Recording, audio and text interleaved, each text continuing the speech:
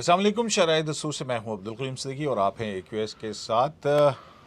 Civilians के army act के नीचे फ़ौजी ट्रायल के ख़िलाफ़ दरख्वास्तें एक वक्फे के बाद दोबारा कल से शुरू हो रही हैं और एक मरतबा फिर सुप्रीम कोर्ट ऑफ पाकिस्तान में एक दरख्वास्त दाखिल की गई है और इस मरतबा ये दरख्वास्त एक दरख्वास्त गुजार करामतुल्लाह की जानिब से उनके वकील फैसल सिद्दीकी एडवोकेट ने की है और उसके अंदर एक मरतबा फिर अदालत से ये रिक्वेस्ट की गई है कि फुल कोर्ट बना दिया जाए जितने भी दस्तयाब जजेज़ हैं उन पर।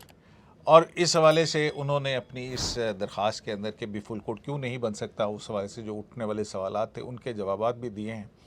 और साथ ही उन्होंने कहा कि अब तक जितने भी जो रिपोर्टेड जजमेंट्स हैं सुप्रीम कोर्ट की इस हवाले से फ़ौजी ट्रायल्स के हवाले से, तो तकरीबन 10 या 12 के करीब ऐसी जजमेंट्स हैं जिसके अंदर 9 रुकनी बेंच था या उससे बड़ा बेंच था और ये बेंच 6 रुकनी बेंच है।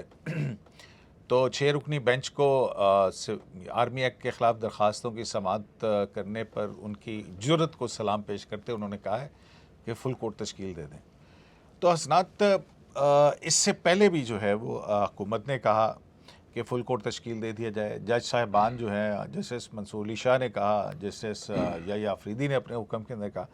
तो ये फैसल सिद्दीकी साहब की जो दरख्वास्त है कि आर्मी एक्ट के नीचे इन ट्रायल्स के हवाले से फुल कोर्ट तश्कील दे दें, कितना आपको चांस लगता है कि ये असेल करेगी या मतलब मंजूर हो सकती है? देखिए, ये कयूम साहब जो फुल कोर्ट की दरख्वास्त है, ये तो अब छेड़ बन चुकी है छेड़ बन चुकी है। सुप्रीम कोर्ट में ना हर मैटर में कोई जज आता है, वो कहता है कि जी चीफ जस्टिस उमर अता बंदयाल को फुल कोर्ट बना दें। पटिशनर कहता है जी फुल कोर्ट बना दें। इमरान खान PTI वाले कहते हैं कि जी इलेक्शन मैटर में अगर फुल कोर्ट बनाते तो ये हालत ना आती। अभी रिटायरमेंट इनकी होने दें बंदयाल साहब को, सारा नजला देखिएगा PTI चीफ जस्टिस बंदयाल पे डाले कि जी हमें जो कुछ हुआ है वो बंदयाल साहब की वजह से, बंदयाल साहब की वजह से वही ना ऑफ द रिकॉर्ड जब उन्हें मिले ना, अभी भी वो यही है कि अगर तोशा खाना में बचा गए बंदयाल साहब इमरान खान को फिर तो अलग बात, अदरवाइज वहाँ दरमियाना नहीं रास्ता, या वो नफरत करते हैं या वो जो है ना हीरो बनाते हैं मोहब्बत। तो बंदयाल साहब जो बैलेंस करते हैं, मेरा ख्याल है कि वो जिस तरह उन्होंने कासिम सूरी की रूलिंग के बाद बंदयाल साहब इमरान खान ने कहा जी कि रात को अदालतें क्यों खुली फिरते सटे, तो बड़ा मुश्किल है। अब जो फुल कोर्ट की आप बात कर रहे हैं, फुल कोर्ट में मसला ये है कि उनके लिए मसला अब बड़ा मुश्किल हो गया है, क्योंकि जस्टिस काजी फैसल और जस्टिस सरदार तारिक वो एक वजह है, supreme court practice and procedure act उसकी वजह से बैठ नहीं रहे। अब या तो चीफ जस्टिस साहब उनसे पहले बात करें, कोई मशवरा लें कि जी इसका कोई हल निकले, वो नहीं हो रहा। तो इवन चौधरी एतजाज एहसन कहते हैं कि हमने कहा था कि फुल कोर्ट बने, तो हर कोई उनको फुल कोर्ट की बात कर रहा है। तो मेरा ख्याल है कि बड़ा ये जैसे मुनीब अख्तर का जो ट्यून उस दिन लग रही थी वो ये था कि मे बी वो जजमेंट खुद देना चाह रहे हों कि हम दें। लेकिन बड़ा मुश्किल है चीफ जस्टिस साहब के और उनके हम ख्याल जजेस के लिए कि वो अगर ये फैसला फौजी अदालतों के ख़िलाफ़ देते हैं या हक़ में देते हैं। एक तरफ उनकी सपोर्ट है उन वकीलों की जो इमरान खान के साथ हैं, जो फौजी अदालतों के ख़िलाफ़ हैं, जो लड़ रहे हैं केस। दूसरी तरफ इस्टेब्लिशमेंट है, पावरफुल सर्कल्स हैं, उनके साथ कभी डायरेक्ट इस ग्रुप सुप्रीम कोर्ट के सेक्शन ने डायरेक्टली कन्फ्रंटेशन नहीं की, जिस तरह जस्टिस काजी फैसल केस में काजी साहब ने या मंसूर अली शाह या उन लोगों ने जिस तरह की। तो बड़ा मेरा ख्याल है ये मुश्किल इनके लिए है कि ये चीज़। अच्छा, वैसे अगर देखा जाए तो फिर ये वैसे एक मौका है कि अगर जो कि वो कह रहे हैं कि क्यों जो एतराज़ात हैं फुल कोर्ट ना बनने के हवाले से, मैं ख्याल उन्होंने 6-7 पॉइंट्स उसके ऊपर बताए हैं कि भाई ये एक बात तो ये है कि जब तक अटॉर्नी जनरल जो है वो श्योर कर चुके हैं कि अगर अदालत की मंजूरी के बगैर जो है वो ट्रायल शुरू नहीं किया जाएगा, तो अभी भी ट्रायल भी नहीं शुरू हुए हैं, तो कोई उसके अंदर ताख़ीर वाली बात भी नहीं है। तो अगर बंदयाल साहब ये सोचते हैं और बना देते हैं, तो मेरा ख्याल है कि वो अपना एक बर्डन भी जो है वो कम कर लेंगे और फिर वो जो उनका वो एक इशू है लेगेसी का, तो वो लेगेसी में एटलीस्ट क्योंकि अब मोइस जाफरी जो है उन्होंने अपना जो आर्टिकल है अभी नया लिखा, उसके अंदर उन्होंने कहा कि बदकिस्मती की बात यह है कि ढूंढे से भी कोई ऐसी चीज़ नहीं मिलती बंदयाल साहब की जिसकी बुनियाद के ऊपर आप जो है उनको कोई बेहतर चीफ जस्टिस कह सकें अदर देन दिस। तो ये एक सुनहरी मौका नहीं है कि बना दें इस पे फुल कोर्ट? जो नहीं, लेकिन मैं कयूम चीजें साहब कल करके- उनका कोई उनकी टिनोर का तकाबली जायजा हल्का फुल्का ले रहा था, तो एक बड़ा है कि उनकी टिनोर में जो मौजूदा हुकूमत या नून लीग है, उनको as compare to Saqib Nisar, Asif Saeed Khosa और गुलजार, वो सूरत हाल मुश्किलात नहीं आई वो जो उनके दौर में हुई। और बहुत से मामलात में उनके हक में फैसले आए और कुछ चीज़ें दब भी गई केसेस। नहीं, लेकिन अभी जो नवाज शरीफ इस साहब तरह से डायरेक्ट सुप्रीम कोर्ट के अंदर कोई केस नहीं था। हाँ, वो इनडायरेक्टली जरूर थे कि भाई जनाब वो जुडिशल सिस्टम के अंदर वो आपको याद है मुदाखलत कि का केस हो गया। मज़ाहिर साहब ने कहा था कि वो अपील किधर है, वो जो आप क्विटल हुई है उसके खिलाफ लाहौर हाई कोर्ट में कहाँ है अपील? हमजा शहबाज के वो क्विटल के पूरा था, हाँ। पीछे पीछे जा रहे थे, हाँ, लेकिन तो रुक फिर- गया था काम। तो क्यों रुक गया? फिर उसके बाद जज लग गए 2। लेकिन जज तो वो आजम नजीर तारड़ कहते हैं बाजवा साहब ने तो लगवाई। बाजवा साहब बीच में यही होता है ना, इधर से आप ये कर दें तो वो कर दें। तो देखिए यही तो हमारे अनफॉर्चुनेट है, जुडिशियल प्रोसीडिंग जो मैनिपुलेशन का इल्ज़ाम लगता है, हर चीज़ ऐसे नहीं होती। यही तो अफसोसनाक है, ट्रांसपेरेंसी जब नहीं होगी तो फिर यही होता है ना। अब वो जो केस है जो मज़ाहिर साहब ने नोट लिखा था, है वो केस दब गया। दब अभी क्या गया? वो इनके पास है, क्यों इन्होंने नहीं लगाया ना? चीफ जस्टिस के अपने पास इख्तियार आते हैं ना। आपको पता है उस वक्त रिकॉर्ड भी मंगवा लिया नहीं, था। रिकॉर्ड जब मंगवाया गया तो रिकॉर्ड के अंदर तो सारा कुछ उस वक्त ये निकला कि वो इमरान खान साहब की हुकूमत ने जितने भी इन्वेस्टिगेशन ऑफिसर या ये वो तब्दील किए थे वो तो उन्होंने किए थे। नहीं, तो लेकिन उसके बाद फिर जब रिकॉर्ड आया वो तो फिर चुप डिस्पोज कर ऑफ गए भी वो। नहीं किया केस भी। तो अब ये तो उनकी एक अजली क्या कहते हैं वो है ना।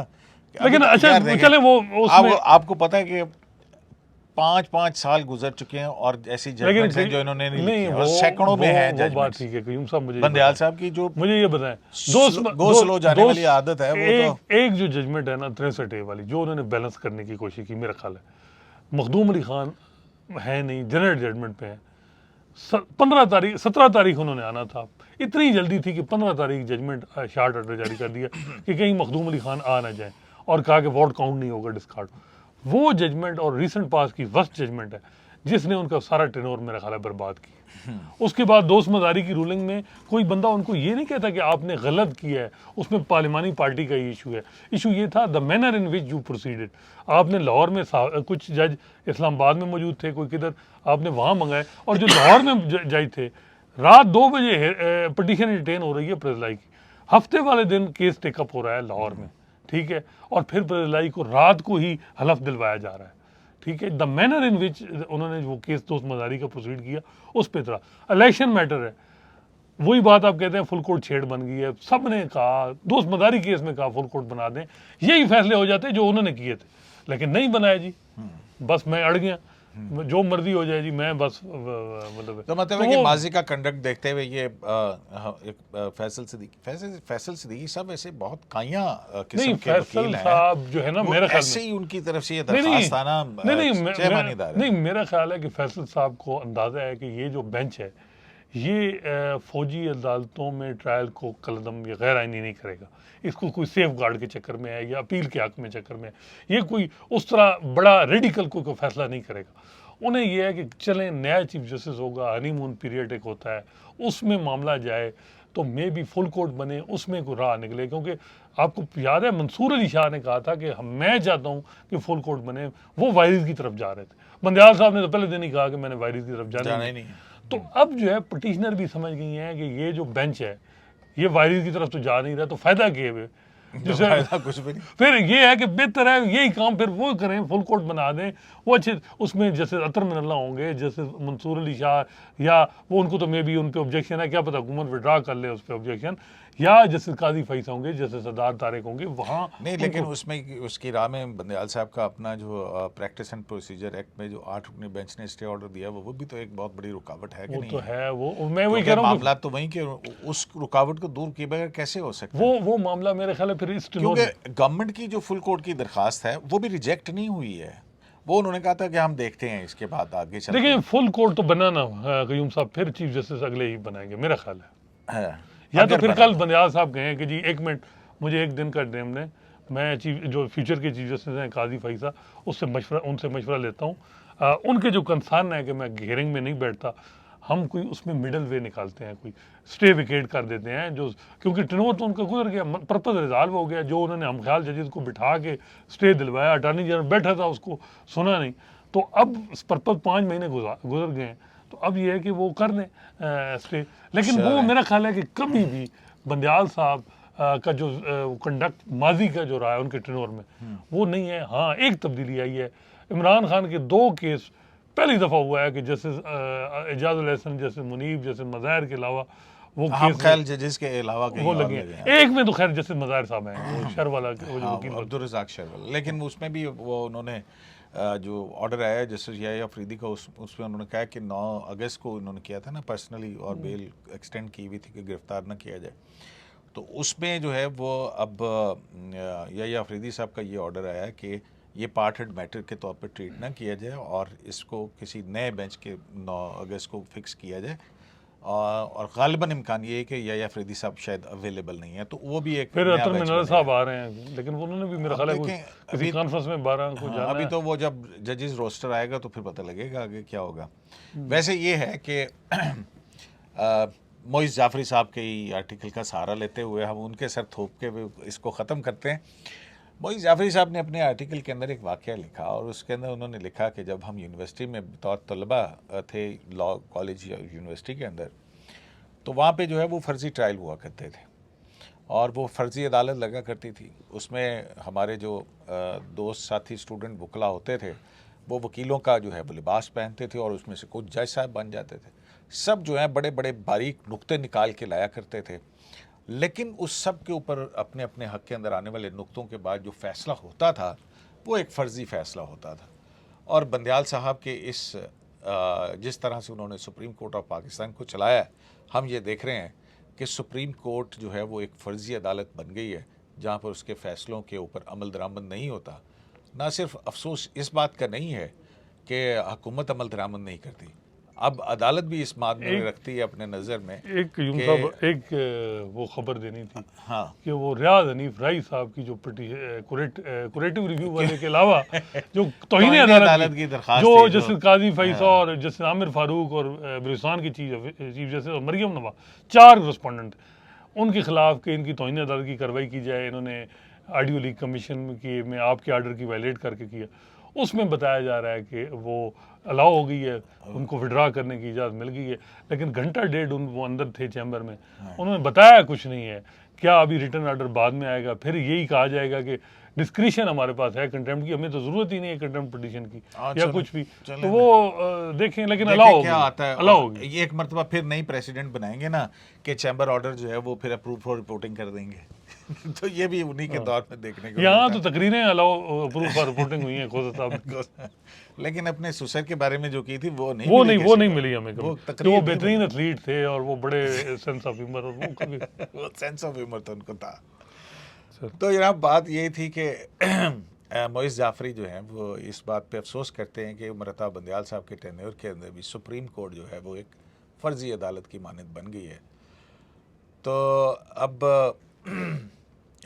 कल फिर देखते हैं कि उमर बंदयाल साहब फैसल सदीकी एडवोकेट की इस दरख्वास्त के ऊपर क्या कहते हैं। और अटॉर्नी जनरल ने जो यकीन दहानी कराई थी और वक्त मांगा था, और वक्त इसलिए था कि अदालत का ये कहना था कि आर्मी एक्ट के अंदर जो एक्यूज़ हैं उनको ट्रायल के ख़िलाफ़ अपील का हक़ दे दिया जाए आला अदालतों में, यानी कॉन्स्टिट्यूशनल कोर्ट्स के अंदर।